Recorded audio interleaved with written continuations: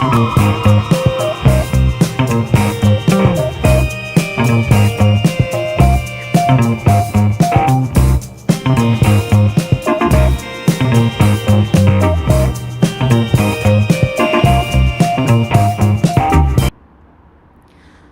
this is Joanne for CBX. I'm here in Utrecht, Holland today with The Dance.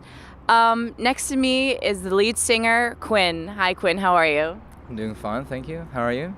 I'm very well. Today you brought us to your favorite spot here in Utrecht. Can you tell me a little about it?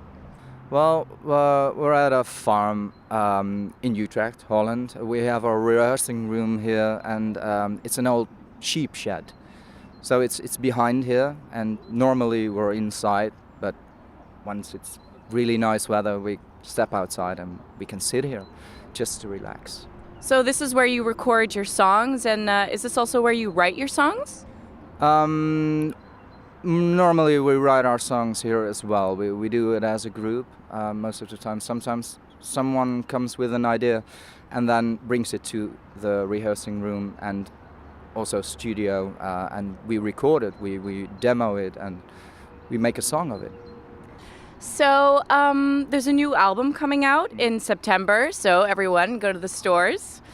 Can you tell me something about it? What can we hear on this new album? It's always we always try to find the real drive, the real a lot of layers in music with a kind of dance drive in it. So really bassy and up tempo. So The Dance uses a lot of synthesizers in their songs. Why do you choose to use this type of sound? It's quite the same as a guitar can do as well. A synthesizer is just basically all kinds of instruments in one instrument. So it has a lot of opportunities. So why not just use a synthesizer and be done with it? We want to make it alive, and it's more alive when it has the real drums and the real bass guitar and for some parts the real guitar, because that gives a totally different feeling. More comes together. A photographer said that The Dance is fashion pop. What do you have to say about that? Well, we do like fashion. It's part of our being. For me myself, I like looking good. That's the thing. And why would you show yourself as a non-fashionable person?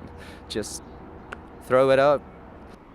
A lot of people said about your EP that it had a slightly 80s sound. Would you agree with that? That's okay. We really like that music, so that's okay. People can think. And the other band members are sitting here behind us. Could you tell me something about the dynamics within the band? First of all, we're friends. Wout, he is a really solid, stable man. He's the drummer. So that's really good to have such a stable person in the band. He's always straightforward. This is what we're gonna do, and that feels quite comforting. The bass guitar player is the son of a preacher, so that's, well, I think that about says what he is like. And we've got our key player. He's really social, really open, really willing to try everything. That's really nice, and I kind of see myself as the glue that puts it all together. Can you tell me something more about yourself? What was your upbringing like? Do you come from a very musical family? We all love music. My father was the only one that played the guitar, and that's the only thing he did. He loved those gypsy, more Spanish-like songs. So when I was really little, he played a lot. So that's what I was brought up with, next to Duran Duran and the Simple Minds and Spandau Ballet and Cock Robin. Those were that was the music of the 80s. I was brought up in that environment of. My mother always played Cock Robin. She really, really, really loves it, and my brother. They're much older, so when I was just 1 or 2, then those were the first songs I heard. So I think the link that's the link between me and the 80s as well. So I was brought up. I was the youngest, and that gave me a lot of more opportunities, I think, than my brothers, for example, were given. It's totally different. They had to struggle together. They were the first, and for me, I came a lot later. There's 11 years of difference. So that I was brought up for a big part of my life at home alone, just with my mother and father. Are your brothers interested in music at all?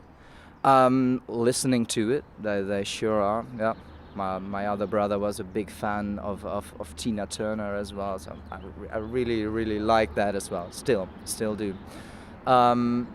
So they're interested, but not into music, as in playing it themselves. And your interest in fashion, where did that come from?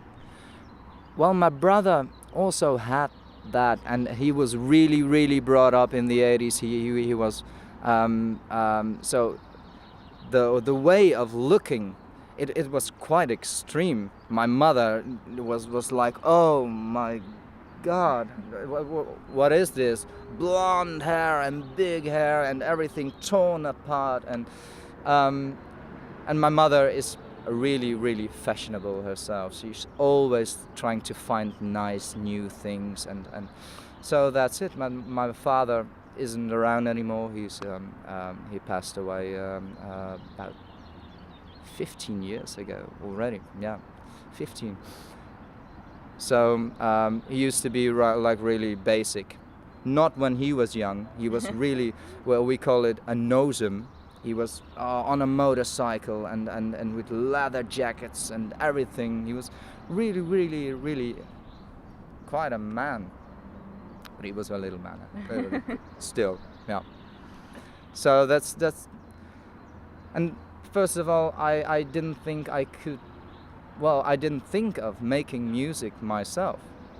I went to school, and everything was quite okay. I was going to study and just have a desk job, I think.